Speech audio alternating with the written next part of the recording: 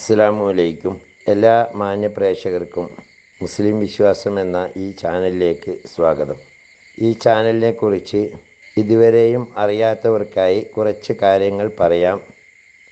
ഇത് ഇസ്ലാം മതവിശ്വാസികൾക്ക് മതത്തെക്കുറിച്ച്, പ്രത്യേകമായി മതത്തിലെ കർമ്മശാസ്ത്ര വിധികൾ, അതുപോലെ പരിശുദ്ധ ഖുർആനിലെ ആയത്തുകളുടെ വിവരണങ്ങൾ, തഫ്സീറുകളെ അടിസ്ഥാനമാക്കിയുള്ള വിവരണങ്ങൾ, ഇസ്ലാമിക ചരിത്രങ്ങൾ, ഇസ്ലാമിക വിശ്വാസ സംബന്ധമായ കാര്യങ്ങൾ, ഒരു മനുഷ്യൻ്റെ തൊട്ടിൽ മുതൽ കട്ടിൽ വരെ എന്ന വിധത്തിൽ പരിശുദ്ധ ഖുർആൻ നിഷ്കർഷിച്ചിട്ടുള്ള നിയമവ്യവസ്ഥകൾ മുതലായവ അറിയാവുന്നവരെ കൊണ്ട് അറിയാത്തവർക്ക് പറഞ്ഞു കൊടുക്കാനുള്ള ഒരു വിജ്ഞാനവേദി എന്ന നിലയിലാണ് ഈ ചാനൽ മുന്നോട്ട് കൊണ്ടുപോകുന്നത്.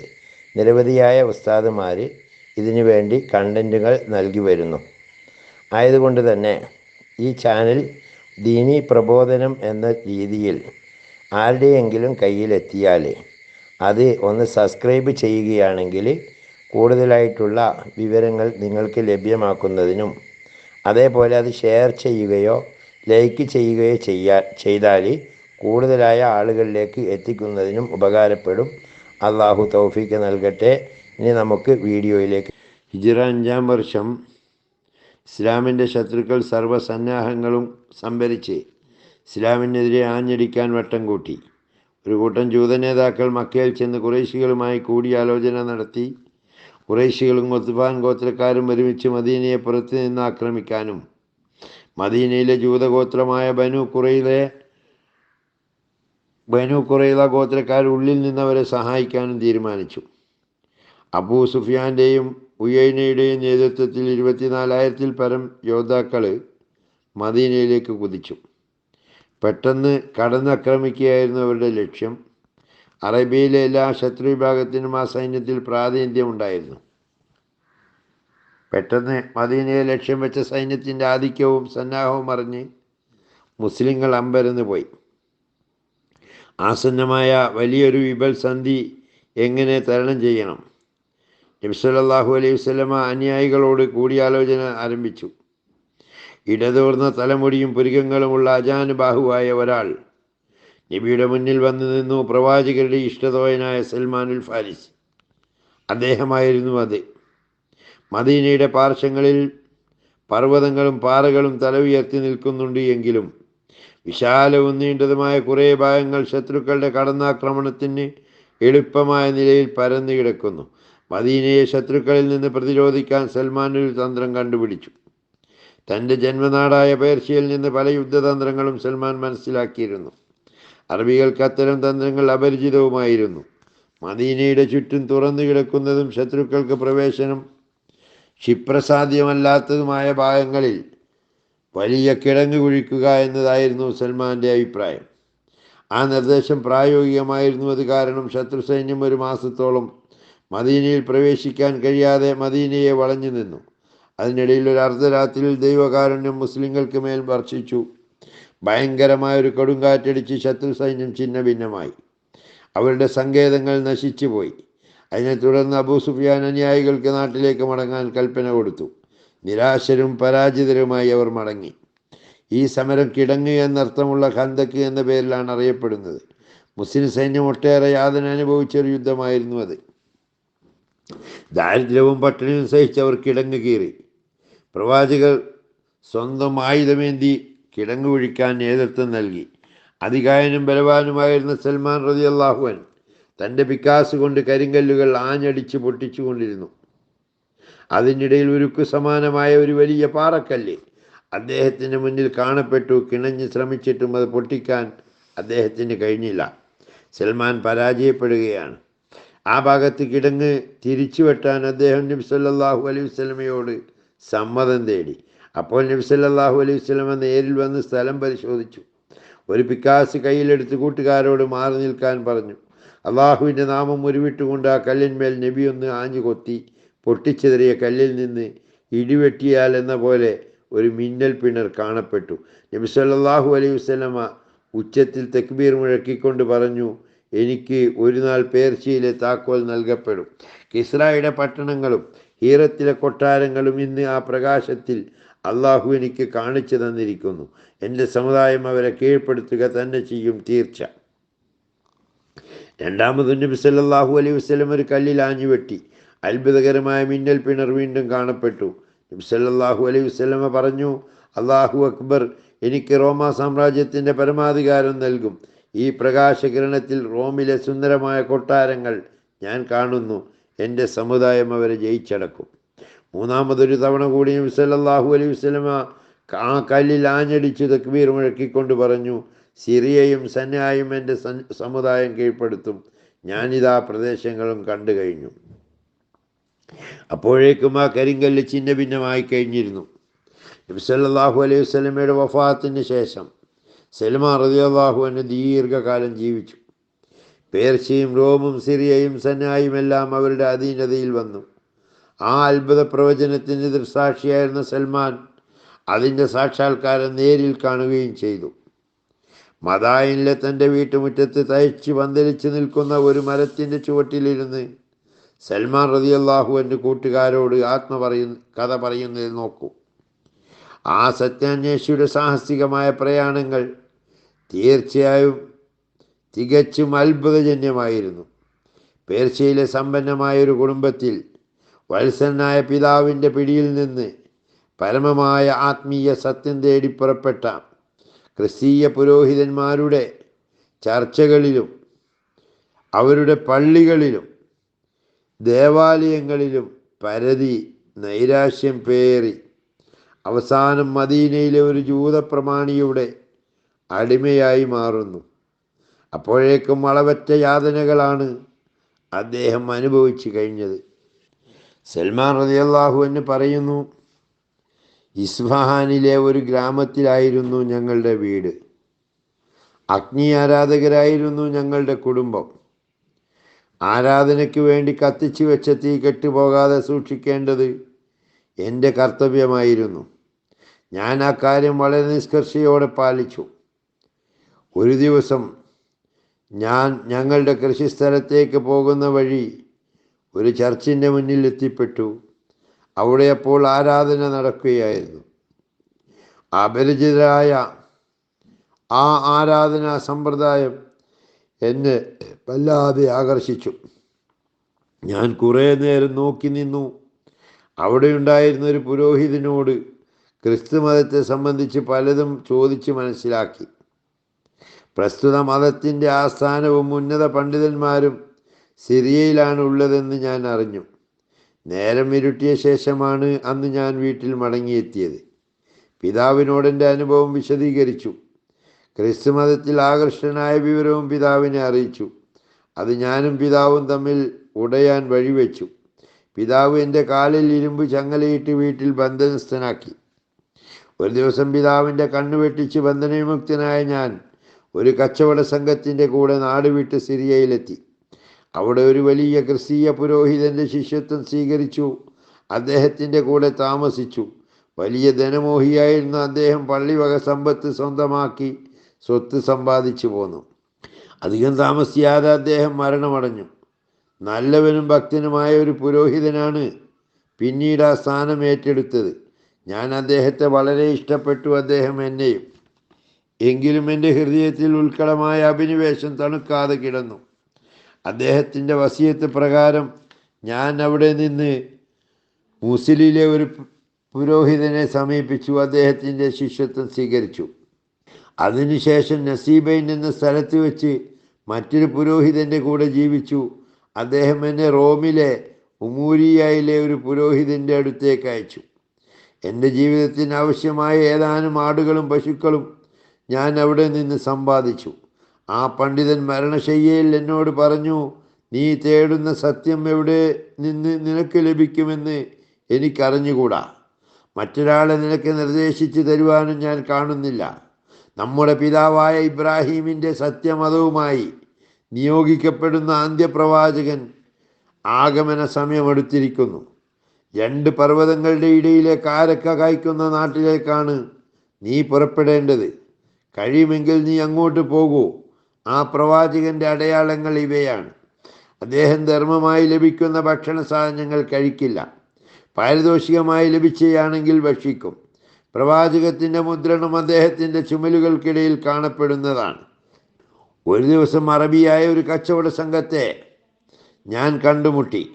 ഈത്തപ്പനയുടെ നാട്ടിലേക്ക് എന്നെ കൊണ്ടുപോകുന്നതിന് പകരം എൻ്റെ കാലി സമ്പത്ത് അവർക്ക് ഞാൻ വാഗ്ദത്തം ചെയ്തു. അവരുടെ കൂടെ ഞാൻ യാത്ര തുടർന്നു. വാതിൽ ഖുറ എന്ന സ്ഥലത്ത് വെച്ച് അവർ എന്നെ ആക്രമിച്ചു. എന്നെ ഒരു ജൂതന് അടിമയായി അവർ വിറ്റു. എൻ്റെ സമ്പത്ത് അപഹരിക്കുകയും ചെയ്തു. അന്നു മുതൽ ഞാൻ ഒരു അടിമയായി തീർന്നു. ഒരു ദിവസം ബനു ഖുറൈലയിൽപ്പെട്ട ഒരാൾ അവിടെ വന്നു എന്നെ വിലക്ക് വാങ്ങി മദീനയിലേക്ക് കൊണ്ടുപോയി. തൻ്റെ പുതിയ യജമാനൻ്റെ ഈത്തപ്പഴത്തോട്ടത്തിൽ ഭൃത്യനായി ജോലി ചെയ്തുകൊണ്ടിരുന്ന കാലത്താണ് ബനു അംർ ബിൻ ഔഫിൻ്റെ വീട്ടിൽ ഞാൻ പ്രതീക്ഷിച്ചു കൊണ്ടിരുന്ന സത്യപ്രവാചകൻ വന്നിറങ്ങിയത്. ഒരു ദിവസം ഞാൻ ഈത്തപ്പഴ മരത്തിൽ നിന്നും പഴം പറിച്ചുകൊണ്ടിരിക്കുകയാണ്. എൻ്റെ യജമാനൻ താഴെ നിൽക്കുന്നുണ്ട്. അദ്ദേഹത്തിൻ്റെ ഒരു ബന്ധു അവിടെ വന്നു. അവർ സംഭാഷണം തുടങ്ങി. മദീനയിൽ ആഗതനായ പുതിയ പ്രവാചകനെ കുറിച്ചായിരുന്നു അവരുടെ സംസാരം. അത് കേട്ട് ഞാൻ സന്തോഷിച്ചു. എൻ്റെ ശരീരം കോരിത്തെരിച്ചു. ആവേശം കൊണ്ട് ഞാൻ മരത്തിൽ നിന്ന് താഴെ വീഴുമോ എന്ന് ഭയപ്പെട്ടു. ഞാൻ വേഗം ഇറങ്ങി എല്ലാ ആദരവുകളും മറന്ന് യജമാനനോട് ചോദിച്ചു, എന്ത് പ്രവാചകനോ? എന്താണ് നിങ്ങൾ പറയുന്നത്? എവിടെ? കോപിഷ്ഠനായ യജമാനൻ എൻ്റെ നെഞ്ചിലൊരു ഇടി തന്നു. നിനക്കെന്താണ് ഇതിൽ കാര്യം? നീ നിൻ്റെ പണി നോക്ക്. അദ്ദേഹം ഗർജിച്ചു. ഞാൻ എൻ്റെ ജോലി തുടർന്നു വന്ന് വൈകുന്നേരം കുറച്ച് കാരക്കയുമായി ഞാൻ മദീനയിലെ കുബായിൽ ചെന്ന് അവിടെ പ്രവാചകനും കുറച്ച് കൂട്ടുകാരും ഇരിക്കുന്നുണ്ടായിരുന്നു. എൻ്റെ പക്കലുണ്ടായിരുന്ന കാരക്ക അവരുടെ മുന്നിൽ വെച്ചുകൊണ്ട് ഞാൻ പറഞ്ഞു, ഇതാ, നിങ്ങൾക്ക് ആവശ്യം കാണും, ഭക്ഷിച്ചാലും ഇത് എൻ്റെ വക ധർമ്മമാകുന്നു. നബി സല്ലല്ലാഹു അലൈഹി വസല്ലം അനിയന്മാരോട് പറഞ്ഞു, നിങ്ങൾ അള്ളാഹുവിൻ്റെ നാമത്തിൽ ഭക്ഷിച്ചു കൊള്ളുക. എല്ലാവരും ഭക്ഷിച്ചു. നബി ഭക്ഷിച്ചില്ല. ഞാനത് പ്രത്യേകം ശ്രദ്ധിച്ചു. ധർമ്മവസ്തുക്കൾ ഭക്ഷിക്കുകയില്ല എന്ന് എൻ്റെ ഗുരുനാഥൻ പറഞ്ഞ അടയാളം ഞാൻ ഓർത്തു. അടുത്ത ദിവസം വൈകുന്നേരം വീണ്ടും ഞാൻ കുറച്ച് കാരക്കയുമായി അവരെ സമീപിച്ചു. ഇത്തവണ ഞാൻ പറഞ്ഞു, ഇന്നലെ കൊണ്ടുവന്നത് ധർമ്മമായതുകൊണ്ടായിരിക്കാം നിങ്ങൾ ഭക്ഷിക്കാതിരുന്നത്. ഇത് ധർമ്മമല്ല, എൻ്റെ ഹദിയയാണ്. നിങ്ങൾ ഭക്ഷിച്ചാലും. നബിയും കൂട്ടുകാരും അത് ഭക്ഷിച്ചു. അതോടുകൂടി രണ്ടടയാളങ്ങളും എനിക്ക് ബോധ്യമായി. മറ്റൊരിക്കൽ നബി സല്ലല്ലാഹു അലൈഹി വസല്ലമ ഒരു മയ്യത്തിൻ്റെ കൂടെ പോവുകയായിരുന്നു. ചുമലിൽ ഒരു മുണ്ട് പുതച്ചിരുന്നു. ഞാൻ അതെടുത്ത് അടുത്ത് ചെന്ന് മുണ്ടിനുള്ളിലൂടെ സൂക്ഷിച്ചു നോക്കി. അത് കണ്ട് നബി സല്ലല്ലാഹു അലൈഹി വസല്ലമയ്ക്ക് കാര്യം മനസ്സിലായി. അവിടുന്ന് വസ്ത്രം നീക്കി ചുമൽ ഭാഗം എനിക്ക് കാണിച്ചു തന്നു. എൻ്റെ ഗുരുനാഥൻ പറഞ്ഞ അടയാളം ഞാൻ വ്യക്തമായി കണ്ടു. ഞാൻ നബി സല്ലല്ലാഹു അലൈഹി വസല്ലമയെ കെട്ടിപ്പിടിച്ച് പൊട്ടിക്കരഞ്ഞു. നബി എന്നെ പിടിച്ചരികത്തിരുത്തി സംഭവം അന്വേഷിച്ചു. എൻ്റെ കഥ ഞാൻ നബിയോട് വിശദീകരിച്ചു. ഞാൻ മുസ്ലിമാവുകയും ചെയ്തു.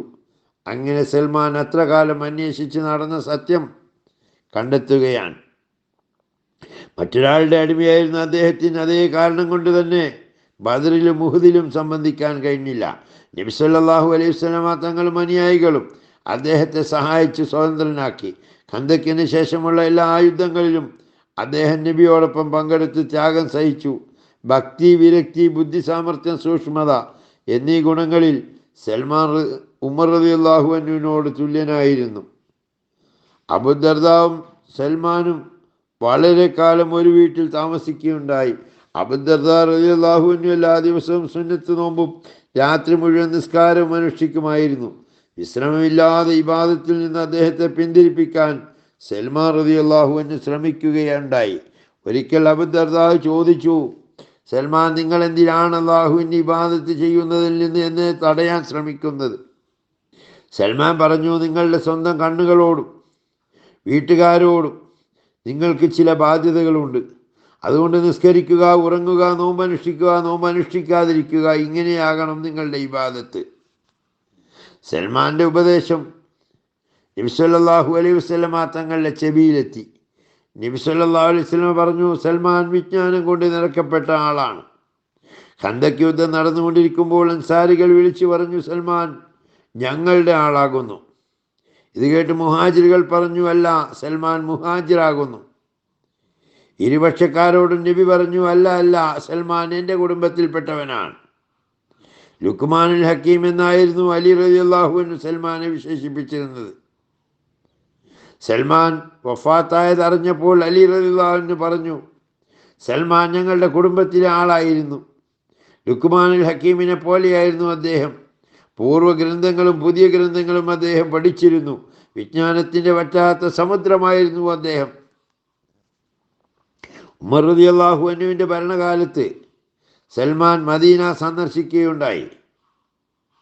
ഉമർ റളിയല്ലാഹു അൻഹു കൂട്ടുകാരോട് പറഞ്ഞു, വരൂ, സൽമാൻ വരുന്നുണ്ട്, അദ്ദേഹത്തെ നമുക്ക് സ്വാഗതം ചെയ്ത് ആനയിക്കാം. അവർ മദീനയുടെ അതിർത്തിയിൽ പോയി സൽമാനെ സ്വാഗതം ചെയ്തു. ഉമർ റളിയല്ലാഹു അൻഹു മറ്റൊരാളെയും ഇങ്ങനെ ആദരിച്ചിരുന്നില്ല. ഇസ്ലാമിക ഭരണം സമ്പൽ സമൃദ്ധമാവുകയും ക്ഷേമം കളിയാടുകയും ചെയ്ത തൻ്റെ അവസാന കാലത്ത് അദ്ദേഹത്തിൻ്റെ പൊതുഖജനാവിൽ നിന്ന് വർഷാന്തം 5000 ദിർഹം അലവൻസ് ലഭിച്ചിരുന്നു. അത് മുഴുവൻ അദ്ദേഹം പാവങ്ങൾക്ക് വീതിച്ച് കൊടുക്കുകയായിരുന്നു രീതി. കുട്ടമിടഞ്ഞു വിറ്റിട്ടായിരുന്നു അദ്ദേഹം ദൈനംദിന ജീവിതം നയിച്ചിരുന്നത്. ഒരു ദിവസം 3 ദിർഹമിന് അദ്ദേഹം കുട്ട വിൽക്കും.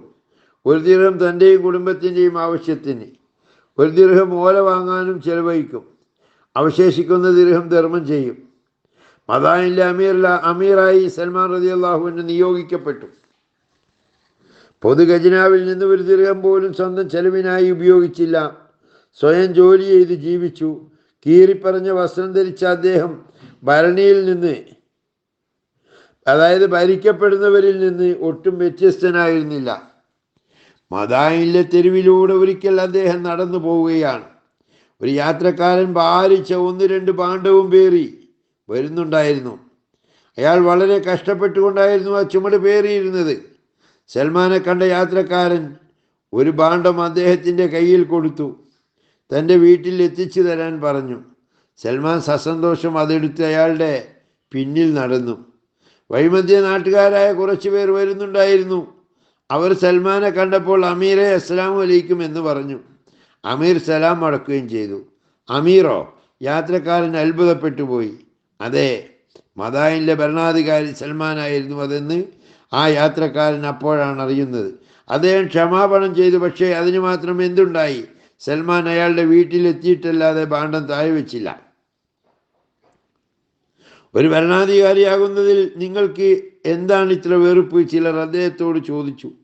അദ്ദേഹം പറഞ്ഞു, അധികാരത്തിന് മുലപ്പാൽ കുടിക്കുമ്പോൾ വളരെ മധുരമാണ്, പക്ഷേ കുടി നിർത്തുക എന്നത് കൈപ്പേറിയതുമാണ്. സൽമാൻ്റെ വീട് വളരെ ചെറുതായിരുന്നു. നിവർന്നു നിന്നാൽ തലമുട്ടും, നിവർന്നു കിടന്നാൽ കാൽമുട്ടും. സൽമാൻ ആ വീട്ടിൽ ജീവിതം നയിച്ചു. മരണവക്രത്തിൽ കിടക്കുകയായിരുന്ന സൽമാനെ സഅദ് ബിൻ അബി വക്കാസ് റളിയല്ലാഹു അൻഹു സന്ദർശിച്ചു. അദ്ദേഹത്തെ കണ്ട സൽമാൻ കരഞ്ഞുപോയി. സഅദ് റളിയല്ലാഹു അൻഹു ചോദിച്ചു, സൽമാൻ, അങ്ങെന്തിനാണ് കരയുന്നത്? അങ്ങ് നബി സല്ലല്ലാഹു അലൈഹി വസല്ലമയുടെ സന്തുഷ്ട അനുയായികളിൽപ്പെട്ട ആളല്ലേ, എന്തിനു ഭയപ്പെടുന്നു? സൽമാൻ പറഞ്ഞു, മരണം പേടിച്ചുകൊണ്ടല്ല ഞാൻ കരയുന്നത്. ഈ ലോകത്ത് ഇനിയും ജീവിക്കണമെന്ന് എനിക്ക് ആഗ്രഹവുമില്ല. ഒരു വഴിയാത്രക്കാരനെ പോലെ മാത്രമേ ഈ ലോകത്ത് ജീവിക്കാവൂ എന്ന് നബി സല്ലല്ലാഹു അലൈഹി വസല്ലമ നമ്മെ ഉപദേശിച്ചിരുന്നത് സഅദ് ഓർക്കുന്നില്ലേ? എൻ്റെ ചുറ്റുപാടും ഒന്ന് നോക്കൂ. ഇവയെല്ലാം വിട്ടേച്ചു കൊണ്ടാണ് ഞാൻ മരിക്കുന്നത്. അത് ഓർക്കുമ്പോഴാണ് എനിക്ക് അസ്വസ്ഥത. സഅദ് റളിയല്ലാഹു അൻഹു ചുറ്റും നോക്കി. ആ വീട്ടിലുണ്ടായിരുന്നത് അദ്ദേഹം ഭക്ഷണം കഴിച്ചിരുന്ന ഒരു തളികയും ഉളുവെടുക്കാൻ ഉപയോഗിക്കുന്ന ഒരു പാത്രവും മാത്രമായിരുന്നു. സഅദ് റളിയല്ലാഹു അൻഹു അവ രണ്ടും എടുത്ത് ധർമ്മം ചെയ്തു. സൽമാൻ സ്വസ്ഥനാവുകയും ചെയ്തു. മരണമെടുത്തപ്പോൾ അദ്ദേഹം ഭാര്യയെ വിളിച്ചു കസ്തൂരി നിറച്ച ചെറിയൊരു ചെപ്പ് ഭാര്യയുടെ പക്കൽ സൂക്ഷിക്കാൻ കൊടുത്തിരുന്നു. അത് കൊണ്ടുവരാൻ ആവശ്യപ്പെട്ടു. ജലൗലാല എന്ന പ്രദേശം മുസ്ലിം സൈന്യം കീഴടക്കിയപ്പോൾ കിട്ടിയ ഗനീമത്ത് സ്വത്തിൽ നിന്ന് തനിക്ക് ലഭിച്ചതായിരുന്നു ആ കസ്തൂരി. ഭാര്യ അത് കൊണ്ടുവന്നു അദ്ദേഹത്തിൻ്റെ ദേഹത്തിനും പരിസരത്തും കലക്കി തളിച്ചു. ഭാര്യയോട് അദ്ദേഹം പറഞ്ഞു, ഏതാനും നിമിഷങ്ങൾക്കകം അള്ളാഹുവിൻ്റെ ചില അടിമകൾ എന്നെ സമീപിക്കും. അവർക്ക് ഭക്ഷണം ആവശ്യമില്ല, സുഗന്ധ സാധനങ്ങൾ അവർക്ക് പ്രിയമാണ്. ഭാര്യ പുറത്തിറങ്ങി തിരിച്ചു വന്നപ്പോഴേക്കും സൽമാൻ റളിയല്ലാഹു അൻഹുവിൻ്റെ ആത്മാവ് വേർപ്പെട്ടിരുന്നു. അദ്ദേഹം ഈ ലോകത്തോട് വിട പറഞ്ഞിരിക്കുന്നു. അള്ളാഹു മഹാനോടൊപ്പം ജന്നാത്തുൽ ഫിർദൗസിൽ ഒരുമിച്ച് കൂടാൻ നമുക്ക് ഭാഗ്യം നൽകുമാറാകട്ടെ. വാഹിർ ദഅ്വാനാ അൽഹംദുലില്ലാഹി റബ്ബിൽ ആലമീൻ. അസ്സലാമു അലൈക്കും വറഹ്മത്തുള്ളാഹി തആല വബറകാതുഹു.